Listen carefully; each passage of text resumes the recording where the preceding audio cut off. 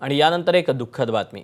ज्येष्ठ नेते आणि माजी खासदार दत्ता मेघे यांचं वयाच्या 89व्या वर्षी हृदयविकाराच्या धक्क्यानं निधन झालं।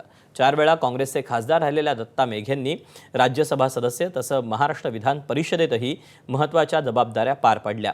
2014 मध्ये त्यांनी भाजपात प्रवेश केला होता।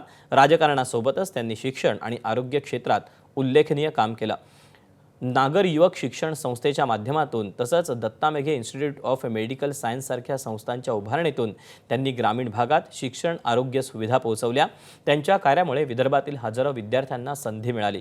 मेघे हे विदर्भ राज्याच्या मागणीचे समर्थक म्हणूनही ओळखले जात होते।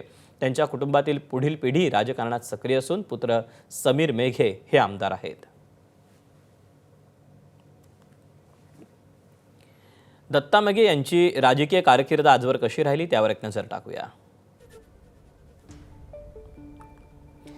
काँग्रेसच्या तिकिटावर ते 4 वेळा खासदार म्हणून निवडून गेले। 2002 ते 2008 पर्यंत ते राज्यसभेचे खासदार होते आणि 3 वेळा विधान परिषद सदस्य। 1978 मध्ये शरद पवारांच्या नेतृत्वातील पुलोदच्या सरकारमध्ये ते विदर्भातून मंत्री होते। 2014 मध्ये त्यांनी भाजपात प्रवेश केला। नागर Yuvak Shikshan Sanstha, Datta Meghe Institute of Medical Science यासारख्या संस्थांची त्यांनी स्थापना केली। ग्रामीण भागात शिक्षण आणि आरोग्य सुविधा पोहोचवण्यात त्यांचं मोलाचं योगदान राहिलंय। हिंगणाचे भाजपा आमदार समीर मेघे ते यांचे वडील।